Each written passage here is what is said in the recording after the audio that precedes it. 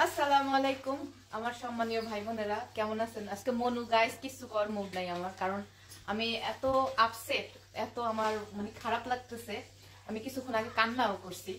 আসলে মানুষ যখন কোনো একটা মেয়েকে বিয়ে করে, বিয়ে করার আগে তাদের একটা মেয়েকে বিয়ে করার আগে তাদের চরিত্র একরকম থাকে, বিয়ের পরে আর একটা চরিত্র হয়ে যায়। মানে এটা কেন করে আমি জানি না।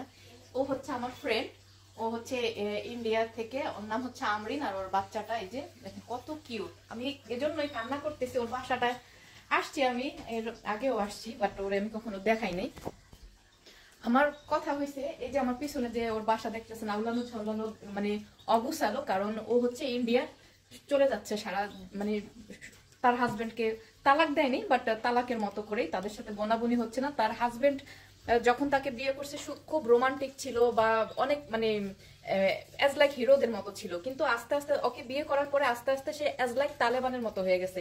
এখন সে সুইডেনে থাকে, সুইডেনে রেখে তাকে মনে করেন যে বোরখা পরতে বাধ্য করে বা তাকে হিজাব পরতে বাধ্য করে বা কন্ট্রোলে রাখার চেষ্টা করে। এজন্য তাদের মধ্যে আন্ডারস্ট্যান্ডিং হচ্ছে না। আর ও হচ্ছে অ্যাজ লাইক আমার মতো ফ্রিডম চলাফেরা পছন্দ করে, কিন্তু ওর হাজবেন্ডের সাথে বোনাবনি হচ্ছে না। এজন্য কিন্তু ও কিন্তু চাইলে সুইডিশ পাসপোর্ট নিতে পারে, যেহেতু ওর বাচ্চা আছে, ওর হাজবেন্ড ও সুইডেনের নাগরিক।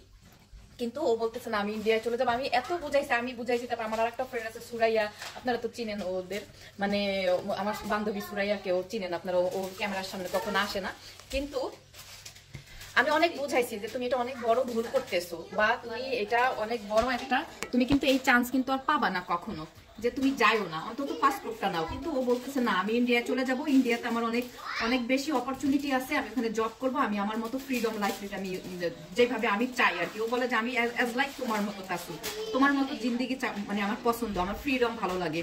কেউ আমাকে ফ্রিডম মানে এই না যে কোনো পরপুরুষের সাথে মানে লয়ালিটি না করা বা কাউকে ধোকা দেওয়া বা কারোর সাথে বিছানায় যাওয়া, এরকম না। ফ্রিনেস মানে তোমার যেরকম চায় তুমি কন্ট্রোলে না থাকাটা। কিন্তু আমার এত খারাপ লাগতেছে ওর বাচ্চাটার জন্য, যেই পুরুষ মানুষটা ওর হাজবেন্ডটা আগের ফটোগুলাও দেখলাম আমরা, একদম হিরোদের মতো এত রোমান্টিক ছিল, এখন হয়ে গেছে একদম তালেবান, এত বড় বড় দাড়ি রেখে, মানে যেটা বলার মতো না। এই বাচ্চাটা কিন্তু ওর জামাই একটা জিনিস যে বলবো যে ওকে বাচ্চা দিয়ে দিচ্ছে, যে ঠিক আছে বাচ্চার নাম মানে আমি কামনা করি এজন্যই, এই বাচ্চাটা রেখে ওর জামাই কিভাবে থাকবে, মানে কিভাবে থাকবে। আমার বিশ্বাস করেন আমার অনেক কান্না পাচ্ছে। ওর 8 তারিখে ফ্লাইট,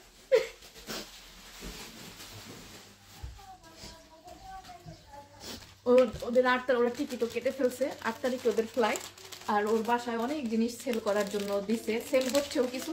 আমার কিছু দরকার নেই, তারপরেও কিছু কিছু জিনিস আমি নিয়েছি। আমার সবচেয়ে বেশি পছন্দ হয়েছিল এই অ্যাকোরিয়ামটা, যেটা অনেক বেশি বড়, এটার দামটাও অনেক বেশি বলছে, যেটা আমার বাজেটের মধ্যে নেই। যেমন ওটা প্রায় আপনার 1,10,000 মতো বলছে, কিন্তু আমি আরেকটু আমি 50-এর মতো বলছি, 50,000-এর মতো বলছি, কিন্তু ওই মাছগুলো অনেক দামি এবং অনেক বড়, কিন্তু ওই বাজেটের মধ্যেও পারবে না। এই যে আমার এই ভিডিওটা করার উদ্দেশ্য হচ্ছে, কিছু কিছু মানুষ আছে তারা ভালো জীবনযাপন চায় না। এত দেখেন আমার বান্ধবীটাও কিন্তু অনেক কিউট, অনেক সুন্দর, অনেক সুন্দর। বাচ্চাটা দেখেন কি মাসুম, কি কিউট, এই রেখে কিভাবে থাকবে। কিছু কিছু মানুষ, আল্লাহ কিন্তু এটা বলে নাই যে তুমি তোমার কাউকে স্ট্রেস দিয়ে, কাউকে তুমি প্রেশার দিয়ে তুমি তোমার সংসার ধ্বংস করে হইলেও তুমি এই পথে চলো। আর সে যেটা করতেছে এটা এটা আমাদের হাদিসেও নাই। আমি মানে এই সব পুরুষ মানুষগুলো কেন এরকম হয়, শুধু পুরুষ না, কিছু নারীরাও আছে যারা সুন্দর স্বামী, সুন্দর সংসার এরা চায় না, এরা চায় না। আসলে আমার আমি আমি আসছি কারণ আমার আজকে সবকিছু বন্ধ ছিল, সুইডেনের সবকিছুই বন্ধ। আমি আসছি প্রায় সকালবেলা, ওর এখানে 12টার দিকে আসছি। তো সারাক্ষণ আমি এই বাসায়, আমার আরেকটা ফ্রেন্ডও আসছে। তো আমি অনেক অনেক আপসেট হইলাম, তাই চাইলাম যে আপনাদের সাথে একটু ভিডিওটা শেয়ার করি। ওর বাসাটা পুরা এখন উলাট পালাট, অনেক গাছপালা, অনেক জিনিসপত্র বিক্রি করতেছে, যেগুলো আর কি যেখানে ওর হাজবেন্ড বাধা দিতে পারবে না। তো আমি মানে ওর বাচ্চাটার দিকে যখনই তাকাই আমার হাউমাউ করে কান্না চলে আসে, যে মানুষ কতটা পাষণ্ড, কতটা মানে এই বাচ্চাটা রেখে সে কিভাবে থাকবে। আমি ওরে বললাম যে তুমি সোশ্যালের কাছে যাও, সোশ্যাল তোমাকে সব ফ্যাসিলিটিস দিবে, এখানে ঘর দিবে, তোমাকে থাকার জায়গা। তোমার সুইডেন তো জানেনি কেমন সিস্টেম, টাকা পয়সা, যেহেতু বাচ্চা আছে ওর ওর জন্য আরো সুযোগ সুবিধা বেশি, কিন্তু ও থাকতে চায় না। অনেক মিস করবো ওদেরকে। আর বোকা মেয়েটা, মানুষ ভালো লাইফ লিড এইসব দেশে থাকার জন্য মানুষ কি না করে আর চলে যাচ্ছে। যাই হোক, সবাই দোয়া করবেন। আমি শুধু এইটাই দোয়া করি, যেহেতু ওরা এখনো তালাক হয় নাই, আমি ওরা আজকে এখনো বলছি যে তুমি আবার ফেরত চলে আসবা, যেহেতু তোমরা তালাক দাও নাই। এই ভিডিওটা জানি ইমোশনাল, আপনারা কে কিভাবে নেবেন আমি জানি না। আমার অনেক খারাপ লাগতেছে, অনেক বেশি খারাপ লাগতেছে। ওসমান, ওসমান, ওসমান, ওসমান, কাম অন, আ যাও বেটা। সবাই ওসমানের জন্য দোয়া করবেন, আমার फ्रेंड বাচ্চা ওসমান। तुम मिस नहीं करेगा स्वीडन?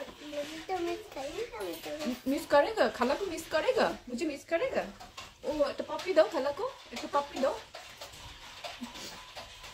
तो सबको बोलो हाँ बाय बाय, और हम लोगों के लिए दुआ करके लिए बोलो बाय बाय।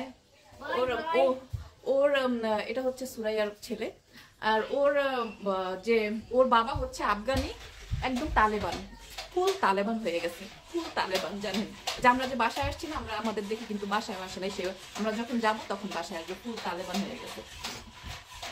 যাই হোক, আপনাদের সাথে ব্লগটা শেয়ার করা, যে মানুষকে কখনো কোনো কিছুতে বাধ্য করবেন না, যে সবারই রাইটস আছে নিজের স্বাধীনতা ভাবে চলার।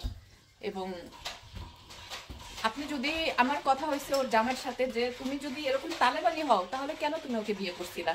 একটা বাচ্চা জন্ম দিছো, বাচ্চা জন্ম দেওয়ার পরে এখন তুমি তালেবান হয়ে গেছো, বউকে কন্ট্রোলে রাখতে চাও, বউর সাথে খারাপ বিহেভ করে। শুধু বোরখা বা হিজাব পর্দা এগুলো না, ওকে কোথাও মিশতে দেয় না, কোথাও যেতে দেয় না, পড়াশোনা স্টপ করে দিছে। মানে সুইডেনের মতো জায়গায় সে এই ধরনের অত্যাচার করে, চিন্তা করতে পারেন।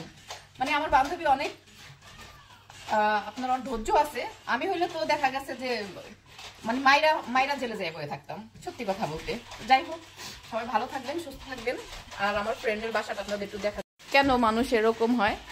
এই জিনিসটাও আমার কাছে দাম চাইছে হচ্ছে 1,10,000 টাকা মাছ সহ। আমি জানি এটা অনেক দামি এবং মাছগুলো অনেক বেশি দামি, কিন্তু ওরে আমি বলছি যে মানে বাংলা টাকার 50,000 বলছি, ও রাজি হয় নাই কে।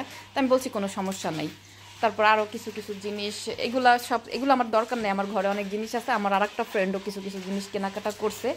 তারপরে এই গাছগুলো, এই যে প্লান্টগুলো, এগুলো ওর জামাই আবার ওর কাছ থেকে কিনা রাখছে, বুঝছেন, যে অন্য কোথাও বিক্রি করতে দেয় নাই, ওর জামাই কিনা রাখছে। এখন ওর জামাই বলতেছে তুমি যদি এই টাকায় বিক্রি না করতে পারো তাহলে আমি তোমাকে তোমার টাকা দিয়ে দেবো, আমি কাউকে দিতে দিব না, ওর জামাই রেখা দিবে।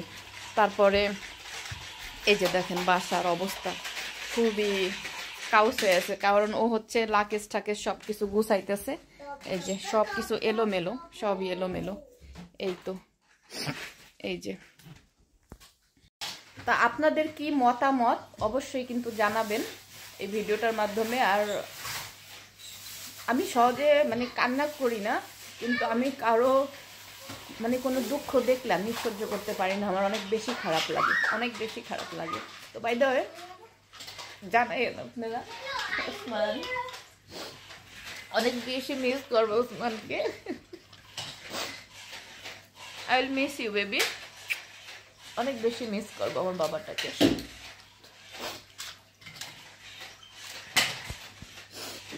কি সুন্দর দেখেন, কি কিউট বাচ্চাটা। এই বাচ্চারা রেখে কিভাবে থাকবে? পাষণ্ড বাবা, पाषंड बाबा। तुम्हारा पापा क्या है? तुम मिस नहीं करेगा तुम्हारा पापा को? नहीं क्यों नहीं? वो मुझे परेशान करता है। देखा क्या बोला? দেখছেন বলতেছে বাপ আমাকে পেরেশান করে, মানে ওর বাপ হইছে পুরা পাগল। বাচ্চা একটু অলে দাগ দিলে সেটাও কমপ্লেন করে, তোমার বাবা तुमको परेशानी करती है।